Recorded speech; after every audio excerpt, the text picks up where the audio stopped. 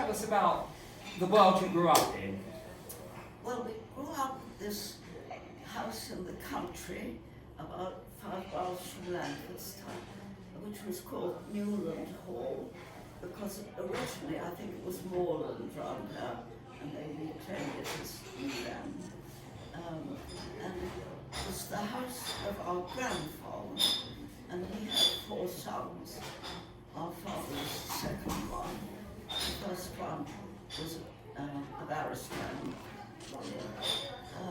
So our father and grandfather used to commute to their cotton mills in the mornings, and that left our mother and the staff and us, and it was a very nice place to grow up because there was even a little lake with a rowing boat on it and a nice big garden. So we were lucky. Would I be right in saying, Jean, would you say Newland Hall, would it be about 5 miles from here? I'm sorry, I hadn't realised that it was going to be so close to our old home. But also it was country, and everybody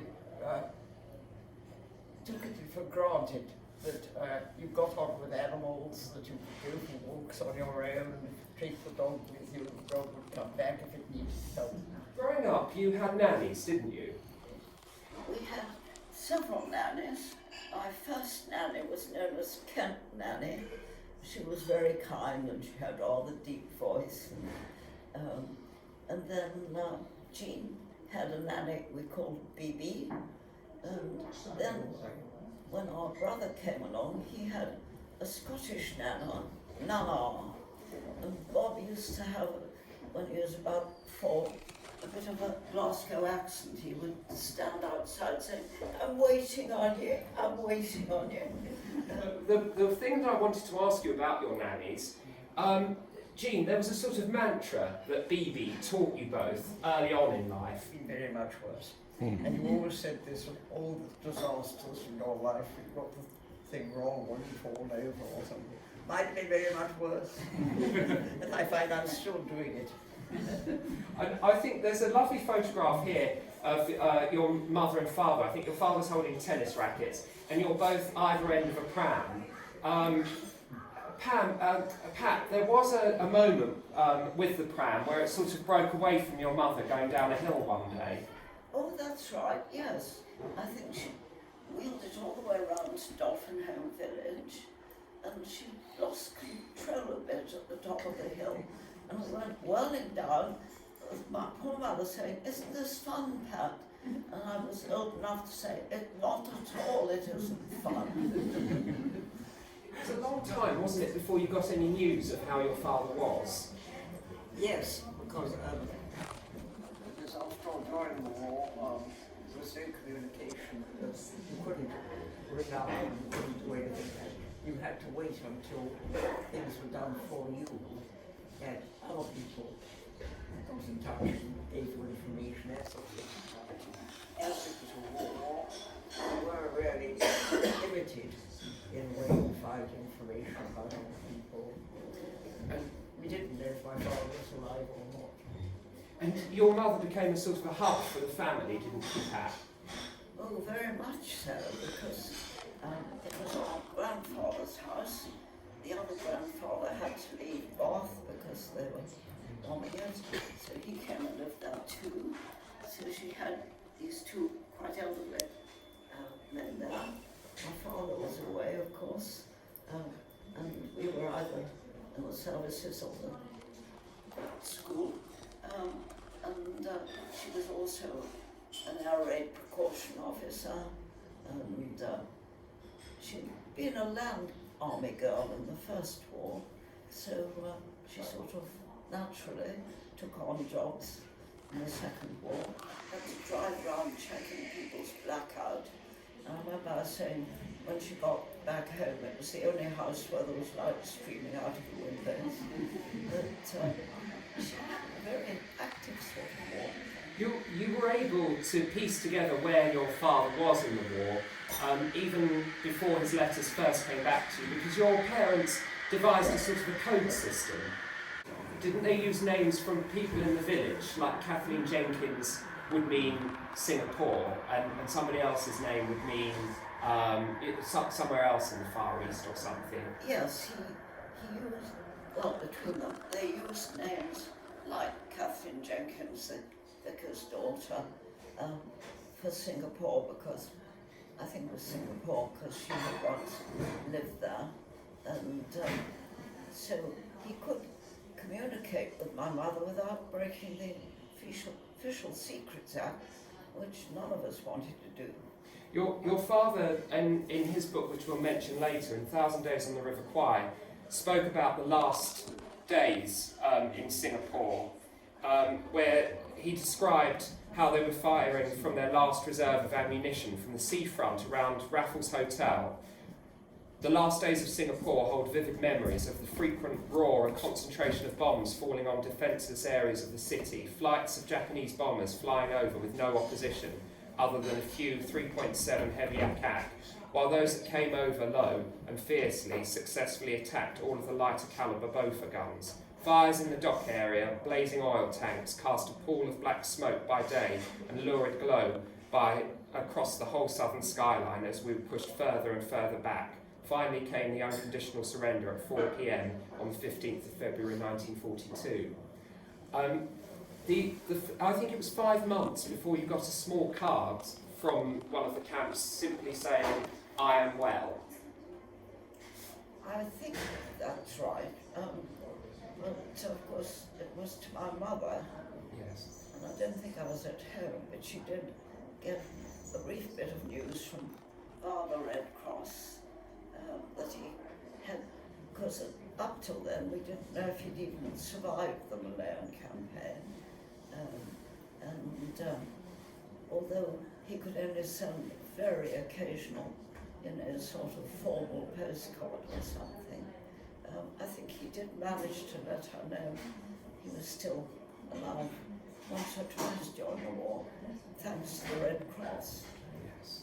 I think that within the camps, occasionally the Japanese would give them a postcard with 2 boxes to tick. One, "I'm well," and then the other, "conditions are good," something like that. Some soldiers were able to scribble something along the bottom like, "Tell John in the Marines, I'm well." In other words, the conditions are not great here. Pat's father did everything he could to raise conditions in Chung Kai, prisoner of war camp, along the Kwai.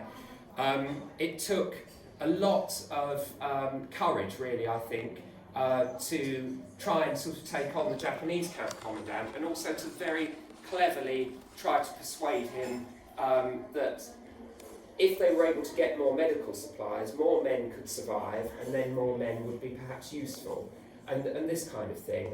Also overseeing links with the Thai resistance, who there was a brilliant man, wasn't there, called Boon Pong, who was able to smuggle things like radio sets under the wire, or quinine, or something like this, just on the promise of a kind of a post-war credit.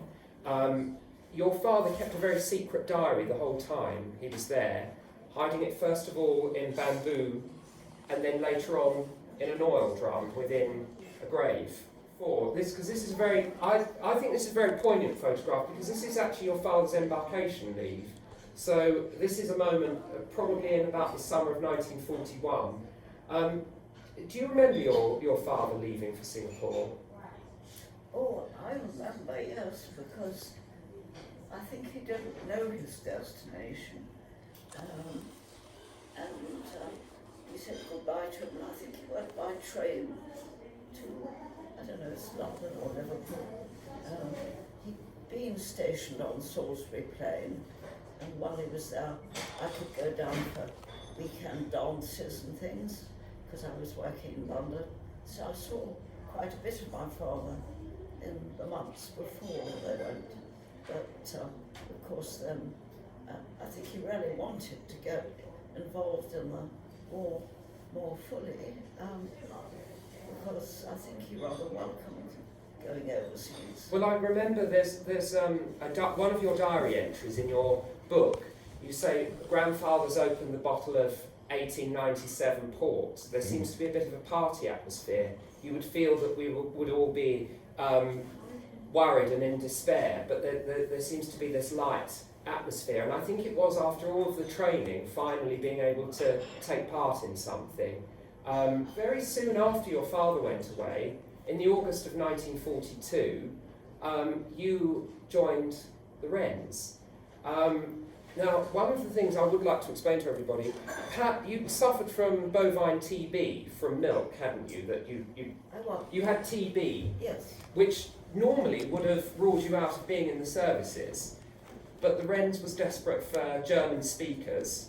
Could you talk to us about your interview in Liverpool? Yes, well, I volunteered for the Wrens. The Wrens were all volunteers. Because there was this naval tradition on our other side, and also they had a rather nice uniform. And I was interviewed in Liverpool, as Sam says, and my health was a bit of a problem, but they said provided I didn't go overseas, which might be complicated, you know, I could join the Wrens. They had a training course at Mill Hill. I didn't know exactly what I would be doing, and then another course where they taught you how to intercept German naval radio traffic. Am I right in thinking they used recordings and jumbled up the sound to try and make it as difficult to hear with interference and crackling of waves and this kind of thing, while you tried to take down what you could hear? Yes, they made it as realistic as they could by putting in sort of break-up and interference. Because when we were listening, we would have to cope with that. When it happened for real, when we were listening, you left a blank if you weren't sure. You never guessed, because that might have confused the issue. I'd like to explain to everybody that the Wrens in the Second World War was about 90,000 strong of volunteers who could leave at any point that they wanted to. Within the Wrens organisation, there were 400 wire service Wrens, of which Pat was one. They were an elite group of women who could understand German, but the importance was conversational German, not sort of university German. It wasn't sort of Goethe and Schiller and this kind of thing. They needed people that would hear sort of modern German. And of that group, quite poignantly, of the 400, there are 3 left, of which Pat is one of them. Sadly, and we'll see a picture of another Wren that we did know quite well who did a similar job, who passed away only 2 weeks ago. And so an aunt, because you had very good aunts who were full of very good ideas, and I'll come on to one with you, Pat, in a moment, but a particular aunt said to you, Jean, why don't you join the First Aid Nursing Yeomanry, the Fannies? I don't know what they do, but I think it's very interesting. So you went along and you had an interview at Baker Street in London, and I remember you telling me about your annoyance that towards the end they said, can you do crossword puzzles? And I thought, yes, they've run out of things to ask me. I mean, this is pure waste of time for everybody. What on earth am I doing here? And I said, yes, crossword puzzles, one of those things you do. And they said, right, you can, now what was I going to be called? Well, you became a code and cipher officer. Yes, I was much more exciting and interesting. Strict as you couldn't tell anybody anything. You had to make up stories. People said, what are you doing? You just this, that and the other. And in the end, of course, it was far more exciting, far more interesting. And I've never stopped being interested in it ever since. Well, I think that's brilliant. No, absolutely. And the thing was, of course, when there's a war on, you can't put an advert in a newspaper and say, we're looking for people who are very good at doing, crosswords and coding. So it all had to be done very carefully, a whole sort of network of people whose, your uncle, who was an ambassador for Norway, had recommended that you were a girl that could be trusted with highly sensitive information. Then they were able to check that you had a mind for crosswords, which you still do. I do notice whenever you have a newspaper beside you, you would fill them out far quicker. Well, I can't do them at all. So that's a skill that you still very much have. But that skill meant that your brain was sort of programmed correctly to be able to decode messages that would come through as sort of poems with all of the words sort of jumbled up. Now, you were in Baker Street in London to begin with, and a name that might be known to anybody here who's interested in sort of secret work in World War II, Leo Marx. Is anybody familiar with that name? Well, he headed F Section, and does anybody remember a film called Carve Her Name with Pride, about Violette Sabo? Do you remember there was the poem, "The life that I have is all that I have, and the life that I have is yours"? Somebody, absolutely, you remember. So Jean was directly trained by that man who came up with that code, and her work was in supporting the agents. Now, one particular Christmas in 1943, when you were 18, you'd all been working very hard under a lot of pressure. You were still in London, and Leo Marx had gone out of the office. You didn't know that he'd gone up to the roof of the building. When he came down to say that he was leaving for the day or whatever, you all wished him a happy Christmas, didn't you? We said it was not a happy Christmas. And today there are people all over the world about their suffering and how they're not going to come through this and so on and so forth. We all burst into tears. It ceased to be a happy Christmas and he left. So I remember that very clearly. And because very sadly, his fiancée, who I think's name was Ruth Hamborn, had been killed in an air accident, and he'd taken himself up to the roof because he felt he couldn't go on any longer. He wrote sort of later on that he thought, well, there's still a job to be done, and you know, you were sort of a party to that moment in history, really. I think this is a brilliant photograph of you both in uniform here, and this is actually almost marking your embarkation, Jean, here, because you were asked to go overseas. Now, for Jean to go overseas, she needed parental permission because she wasn't 21. And women couldn't even vote until they were 21 in that period. What was your mother's reaction when you asked for permission to go overseas? She was not enthusiastic about this at all.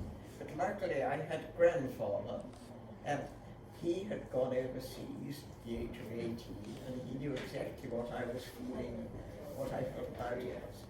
This had been previous before.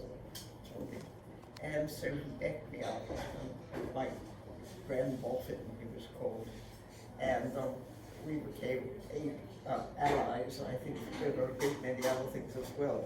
But I always felt I could go to him, and he would understand what I was feeling and thinking much better than my more close to the mother, but my grandfather, yes, he and I were a league boy. I think that's great. I feel very sympathetic towards your mother, having one daughter somewhere on the coast, unsure of what she was doing, then to have another daughter going out by ship to goodness knows wherever, with U-boats in the oceans, and with a husband that was a prisoner of war. I think the war was very hard, I think, for some of the people on the home front trying to hold things together like that. I think this is a brilliant photograph of you, Pat, here on your 21st birthday. I'll just show everybody here. So Pat was part of the Y Service, and the Y Service ran listening stations all around the coast, where they would be listening into the German Navy. And of these particular posts, I think Pat, Scarborough, I can't see on there, but you started with Scarborough, then you were at Withensea, and then you were at, right, that one isn't on there either, Lyme Regis, exactly, and then Abbots Cliff, which we'll come on to. But all of these posts here all fed into Bletchley Park there, so they were picking up the Enigma codes to be deciphered at Bletchley Park. Because I think a lot of us think about Bletchley Park and all of the brilliant code breaking that went on there, but people don't always think about where the information was coming from, and it was due to the people that were listening in. And here you are with your mother, who's holding a brave face, about to say goodbye to her daughter at Newland. And Pat, this is Abbots Cliff, which I think deserves a special mention, because it was I think you've said it's probably the most interesting of the posts that you were at. And you were here in Abbots Cliff in 1944. Would you share any memories that you have of Abbots Cliff? Yes, Abbots Cliff was one of our chain of listening stations, and it was on top of a cliff, naturally, facing Cap Greenay, so we could hear German traffic from Boulogne or Calais or along the coast very loud and clear. So I found it the most interesting of all the 3 or 4 stations I was working in. Abbots Cliff also was one of the most highly guarded of your stations. You had an armed guard, didn't you? We had to have an armed guard because, like we did commando raids, the Germans might have decided to do a raid. They must have seen our aerials and buildings and things like that. So they were actually military police, but they were stationed all around our house on the cliff. And with them, they all had Sten guns, popular light machine gun of the period. And you, Wren, started to notice these guns and thought more and more about these commando style raids. Well, yes, I mean, 2 or 3 of us asked if they could perhaps give us a little training. And we used to go and lie on our fronts in the field across the road and fire at a target. So I sometimes think I'm the only old lady in Chiswick who perhaps does know how to use a machine gun. I think you probably definitely are.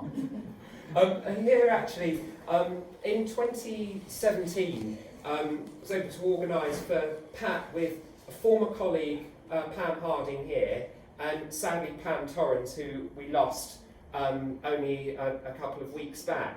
And this was your old watch room. Abbots Cliff is now a sort of kind of a luxury holiday let, really. And you slept again in your old watch room, didn't you? Yes, it had I thought, much bigger window than that, looking over the channel. And we did go to Abbots Cliff.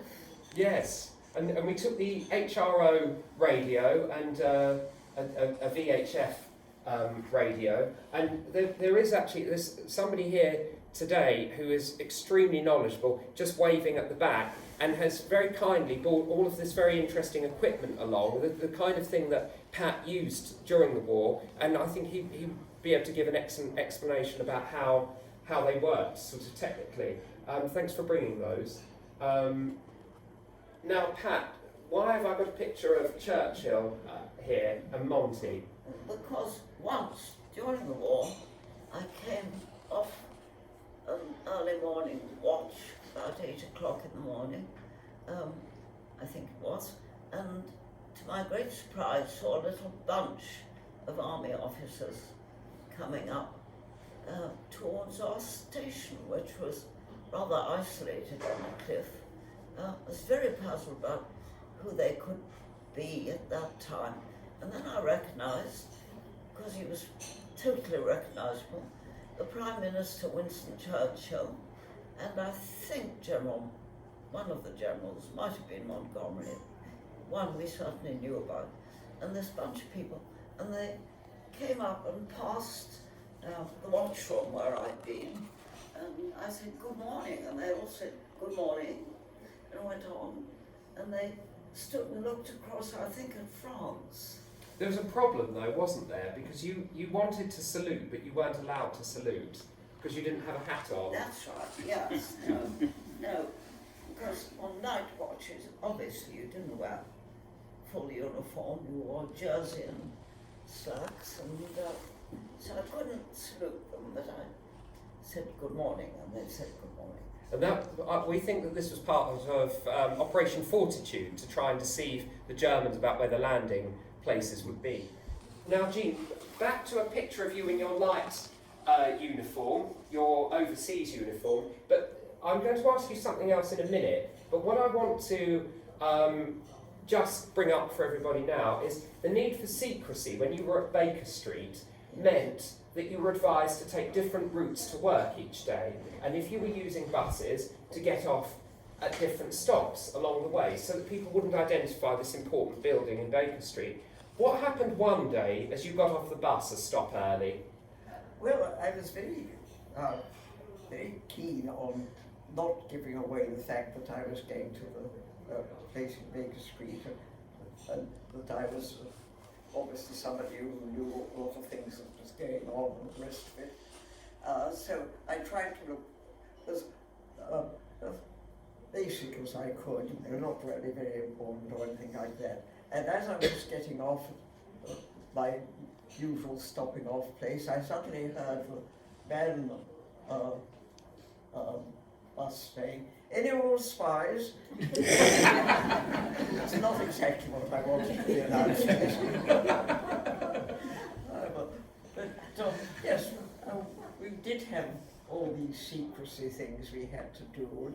I was 18, just got to 18. I'd never been abroad, I'd never done anything else. It was rather difficult to adjust oneself to being a spy, getting off a bit of central London and not being recognised by anyone. So, now, I know that when you had managed to get permission from your mother, the Fannies said that apart from your kit that you would take, you needed some civilian clothes and you needed an evening dress as well, which you didn't have, and your mother gave you one of hers. And you were so excited on the train after you'd embarked in Egypt. You were looking out of the window, you've always loved travel, and your bag was stolen and you lost everything, so you arrived really just in the uniform that you had. Yes, I left my bag in the corridor while I was on board this boat going over.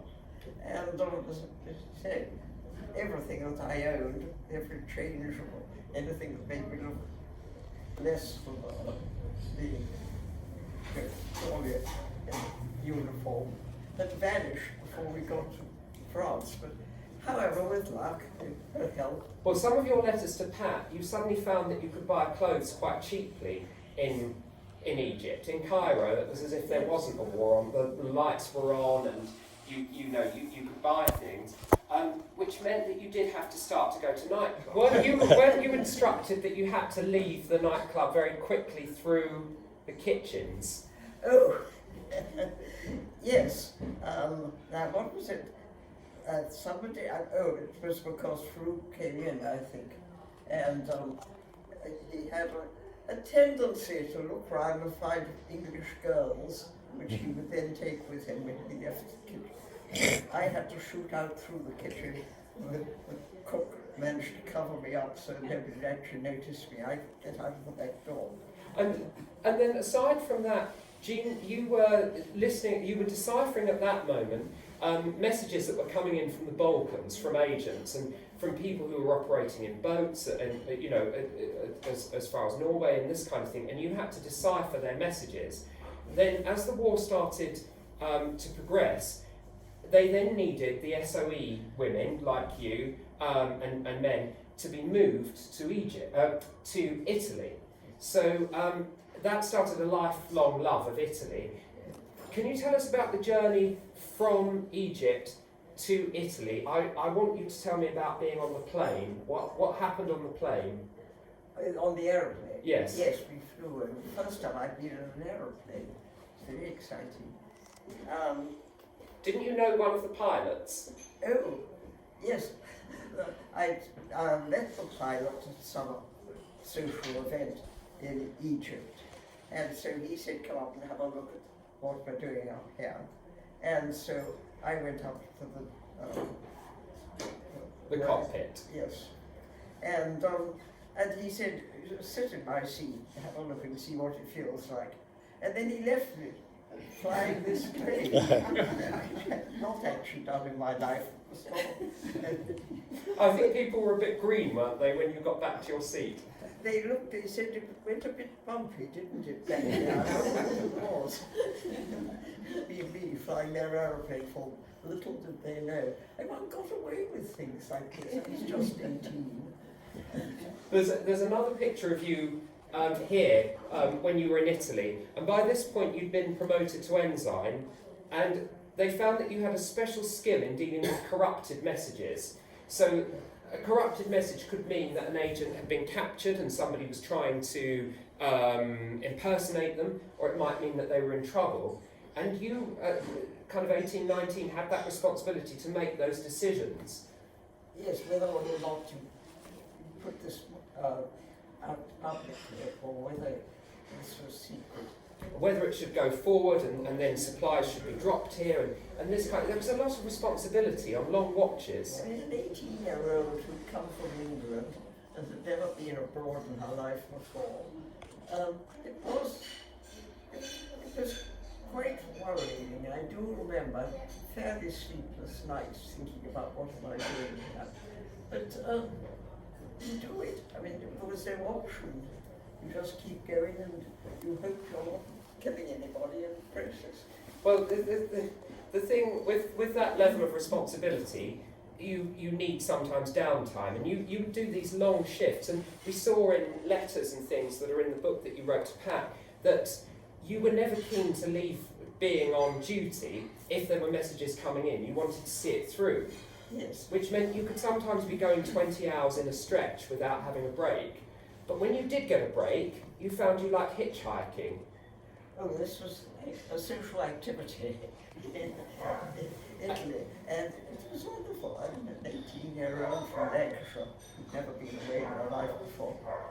And it was, At one point, the war, though, did come again very close to home when you were hitching a ride back from Florence, which you shouldn't have been in because you were within, you could hear the guns in the distance. yes.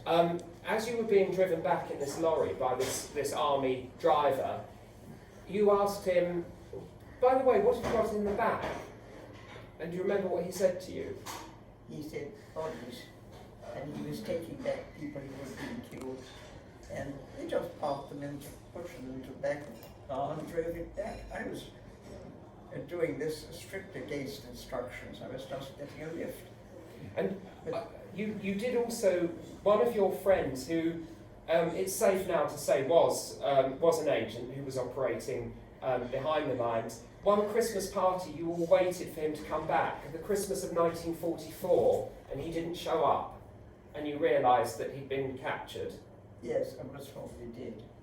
Yes, and of course one mustn't pass on information if you haven't got it, and so you have to pretend that everything was perfectly straightforward. That's a strain, isn't it, when you're a 19-year-old girl or 18 to have this. I think there's a photograph here as well. This is the moment that the Swedish Red Cross had entered into Chunkai prisoner of war camp and spoke to your father because he was the British camp commandant. And he was keen to retrieve the diary, not because he wanted a sort of a personal memoir of what had happened. He knew there'd been investigations into war crimes and this kind of thing, and he'd kept a record about the times that they had no anaesthetic for operations and the times that the food had run out and this kind of thing. This is the very moment, and the man from the Red Cross obviously wanted to capture this moment for posterity. You can see your father there very much thinner than when he went away. And that diary he then wrote into a memoir, but of course in 1953 people wanted to forget about the war, so publishers were not keen to take the book.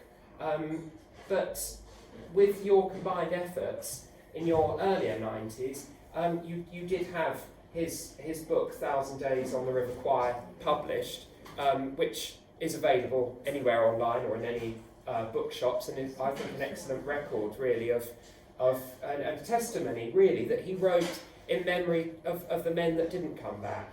And there were letters that there's one at the back of the book that was testament to your father's courage in the fact that if he said men were too sick to work, even the Japanese had to realise that your father, he had to resist these beatings and this kind of thing to make these points. Just to go back to a sort of a happier moment, this is in October 1945 when he'd come back from the war. I think this is an excellent sort of record of one family's war effort. your father there in uniform, recently returned prisoner of war, and Pat, you in uniform there, Jean in uniform there, with your grandfather and your brother, and your mother, who bore all of the strain while you had all of these active parts in the war. Could you share with us the story of being in a hotel with your father? He wanted to take you both for a drink. I think you were at a wedding. Oh yes. Yes. This is because we were all in London at one point. Obviously we came back. Yes. And I think they stayed at the Mayfair Hotel or somewhere. And so we were having a drink before dinner. I remember him saying, "What were you girls like?" I just said, as it was my favourite drink, I'd like a whiskey.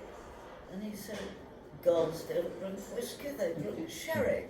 So, you know, he didn't fully realise we had grown up. Absolutely.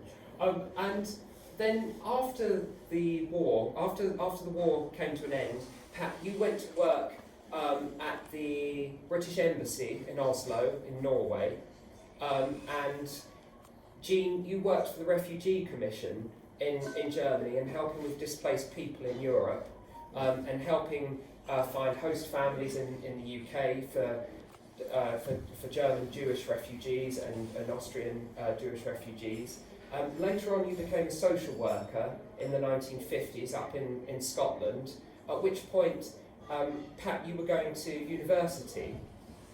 You'd been told as a girl that university was for the boys in the family rather than the girls. I didn't dream I'd go to university because none of the women in the family ever had, whereas some of the men, not my father because he chose to join the Marines, but uncles and relations had gone.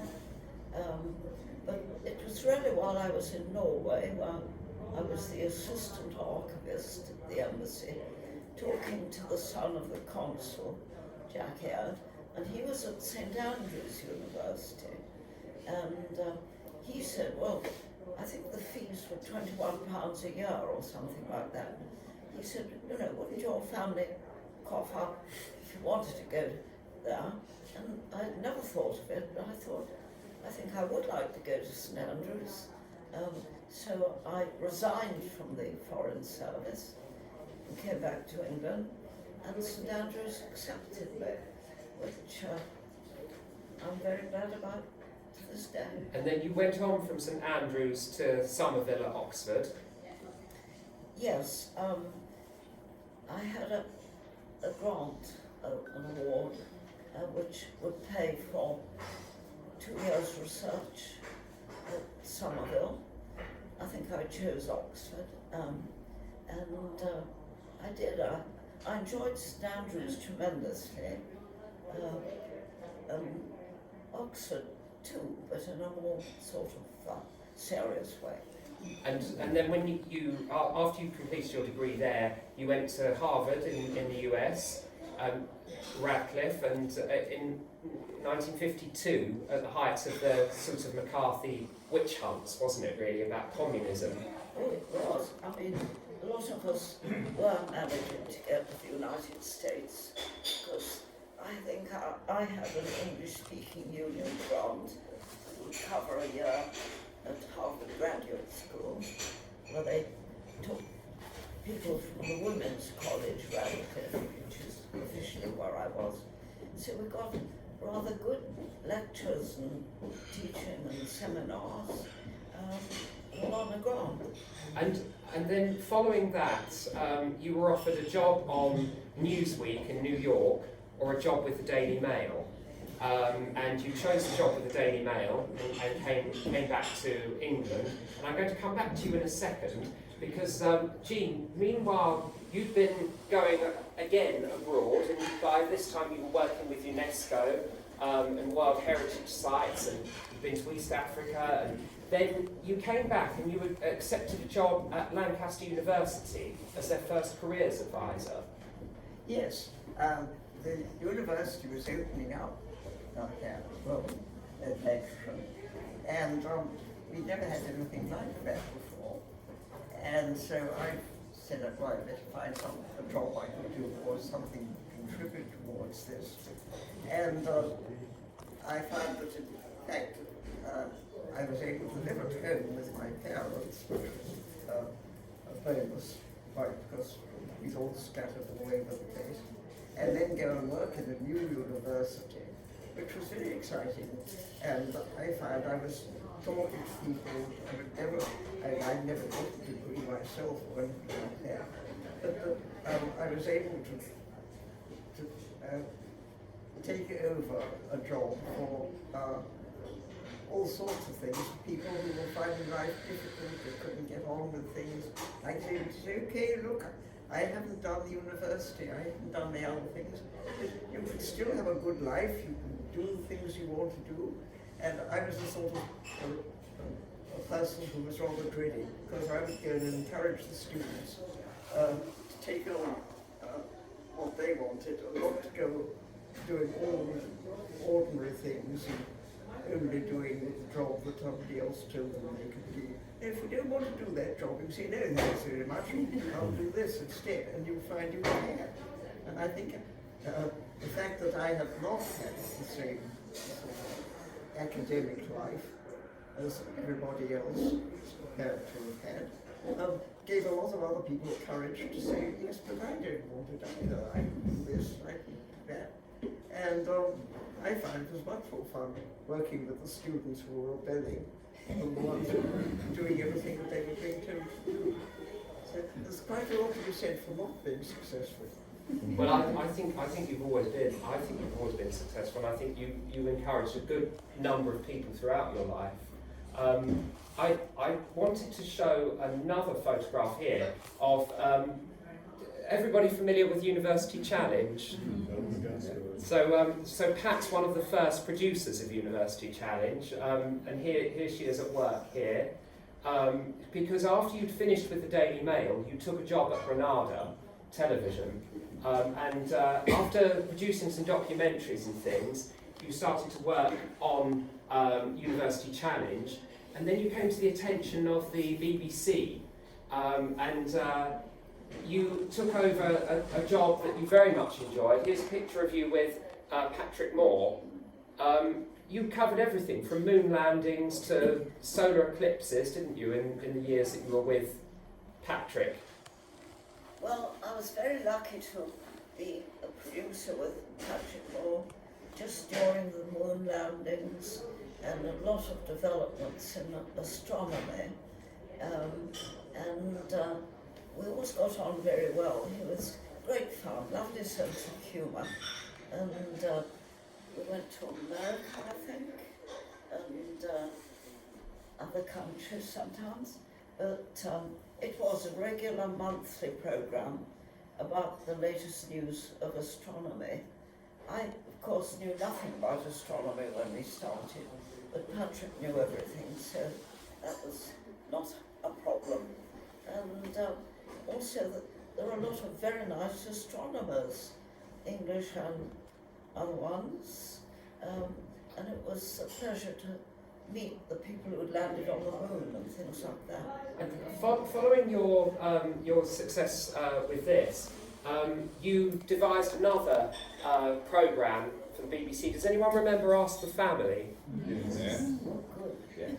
Yes. And how long was that supposed to run for, Pat? It was to fill a gap in the summer schedule when the budget is very low in television companies, and they said, could I come up with a quiz for families who wouldn't need money and would just need a prize at the end. Or I think maybe it was me who thought of families. But Ask the Family was devised as a very cheap filler for one summer. I think it ran for 16 years. Yes, exactly. I think the children of the early programmes were probably the parents of the later ones. I don't know. We've got another photograph here too, because the Fannies, the organisation that Jean was a member of, they've been operating since 1907. They're still going strong now. And they came to wish you a sort of a happy birthday in lockdown when you were in a bubble with Pat in London at this time. And then just before that, Pat was awarded France's highest honour, the Légion d'honneur, for work supporting D-Day. I had to persuade, and it took quite a few minutes, Pat and Jean to wear medals today. I thought that they should really, because we see fewer women wearing them. Jean is wearing the Overseas Medal and the Italy Star and the Wartime Service Medal. Pat has her Wartime Service Medal and Defence Medal, and of course the Legion of Honour.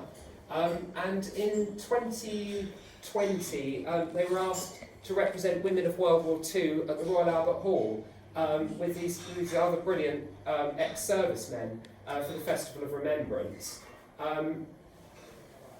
They produced Codebreaking Sisters by allowing access to diaries and letters, and another, as if we need another achievement, another great achievement I think for Pat and Jean was to become Sunday Times bestsellers in 2020. And even when I think of our journey up here today, without meaning yesterday, without this in any way being patronising, and hopefully Pat won't be annoyed with me for mentioning this, but it was a sort of 5-hour trip up from London, which I thought you managed very bravely, and we're hoping to take Jean away with us again down to London for a couple of weeks when we go back. Jean, I think, is one of the most remarkable people. Pat's one of the most remarkable people. Jean is 97 later this year, and Pat's 100th birthday is next year, and I think it's remarkable that they've come here today to give this talk in Ray Village that Jean has loved always and remained here, and I'm very proud to have been a part of it, and also very grateful to John for organising it and for seeing you all here today. And I'm sure if there are some questions, we'd love to take them, but I think I should hand over to John at this point. Yeah. Just very quickly, really, I'm one of the people who helps to organise the Scarecrow Committee. I stress I'm just one of a lot of people who do an awful lot of work. You might not be aware that we actually planned this for 2020, because 2020 was the 75th anniversary of the end of the Second World War in Europe. And of course, because a lot of time we couldn't do it. So we are eternally grateful for the two of you, and Simon as well, for bringing us and actually making this thing happen today. I thought I knew quite a bit about what Jean and Pat had done before. I certainly know an awful lot more now. So thank you for coming, and thank you also to Brian, who brought some of his stuff for us to have a look at, and to Alicia and the team for allowing us to use the tea room today as part of our Scarecrow Festival. So thank you all, and we look forward to some conversations with yourself.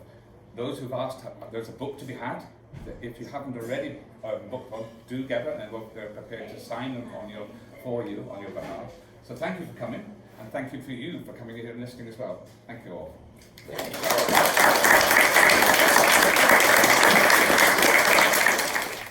But you know how to do it. Could you just give us the V for victory?